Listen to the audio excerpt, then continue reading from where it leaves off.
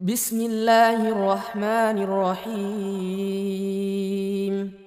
اگر دیکھا جائے تو اس ایک دعوت کے اندر جو مختصر سی حدیث ہے دنیا کی سب سے بہترین دعوت ہے اور اسلام کے مزاج اور اسلام کی فکر کو پیش کرتی ہے۔ اسلام چاہتا کیا ہے؟ اسلام سلامتی چاہتا ہے، اور یہ صرف زبانی نہیں ہے بلکہ عملی طور کے پر ان تمام چیزوں کو نافذ بھی کیا گیا۔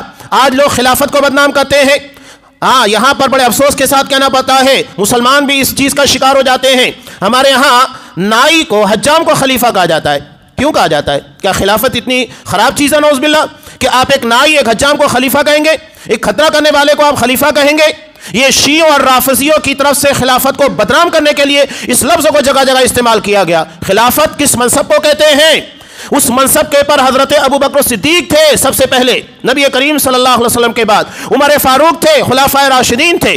کیا یہ منصب ایسا ہے کہ آپ کسی ارے گرے کو خلیفہ کہنے لگ جائیں؟ یہ بدنام کرنے کے لیے استعمال کیا جاتا ہے۔ حضرت عمر فاروق رضی اللہ تعالیٰ عنہ، خلافت کتنی شاندار چیز ہے۔ آج ہمارے یہاں پر ایک کارپوریٹر کو دیکھ لیجئے، کارپوریٹر بنتا ہے، پہلی مرتبہ بنا، اس سے پہلے کی زندگی، اس کے بعد کی زندگی سب سمجھ میں آ جائے گا۔ اس کے کتنے بینک بیلنس ہو گئے، کتنے بنگلے بن گئے، کتنے پلاٹ لے لیے، سب سمجھ میں آ جاتا ہے۔ لیکن یہاں پر کتنی زمین تھی، کتنے اسٹیٹ تھے؟ 22 لاکھ مربع میل کے پر اکیلے فرمانروا حضرت عمر فاروق رضی اللہ تعالیٰ عنہ۔ اور جس وقت یہ ممبر کے پر کھڑے ہوئے، ان کے جسم کے پر 2 کپڑے تھے۔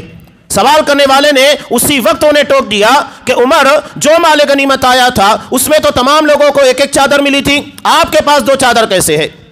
پیون لگے ہوئے کپڑے استعمال کرتے تھے۔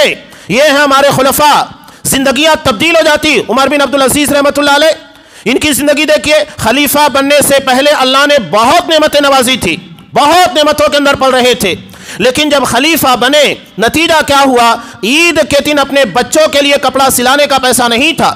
یہ خلافت ہے، لوگوں کے حق کو کتنے بہترین طریقے سے ادا کیا جائے، یہ اسلام کا مزاج ہے۔ ایک واقعہ میں پیش کر رہا تھا، حضرت عمر فاروق رضی اللہ تعالیٰ عنہ یہ گزر رہے تھے تو دیکھا کہ راستے میں ایک جگہ بھیڑ لگی ہوئی ہے، تو معلومات لی کیا بات ہے۔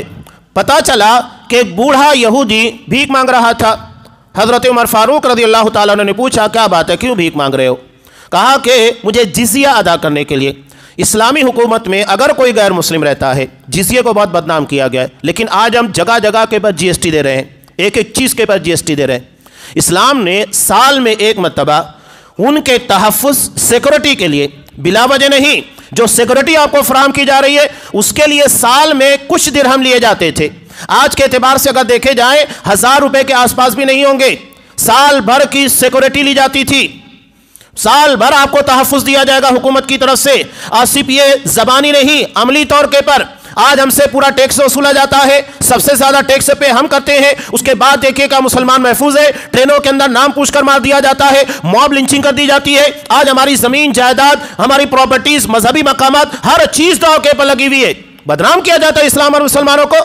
یہاں پر دیکھیے حضرت عمر فاروق اس بوڑھے یہودی کو کہتے ہیں کہ یہ بات ہمیں زیبا نہیں دیتی ہے کہ جن جوان جسموں سے ٹیکس لے کر، جزیہ لے کر ہم نے اپنی حکومت کو چلایا، اسے مضبوط کیا، بوڑھا ہونے کے بعد ہم انہیں راہ کے پر بھیک مانگتا ہوا چھوڑ دیں۔ تمہاری ساری ذمہ داری بیت المال کے پر ہے، بلکہ تمہاری ساری ذمہ داری کے ساتھ ساتھ تمہیں وظیفہ بھی دیا جائے گا بیت المال سے۔ یہ ہے اسلامی حکومت، یہ ہے خلافت جو اسلام پیش کرتا ہے۔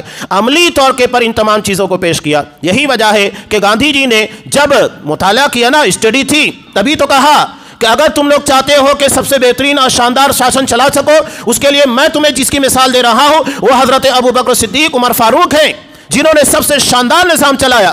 آج بھی دنیا انہی کے نظام اور سسٹم کی مرہون منت ہے، جو نظام، جو سسٹم انہوں نے چلا کر دیا تھا۔ تو یہ ہے اسلام کا سلوگن۔ السلام علیکم۔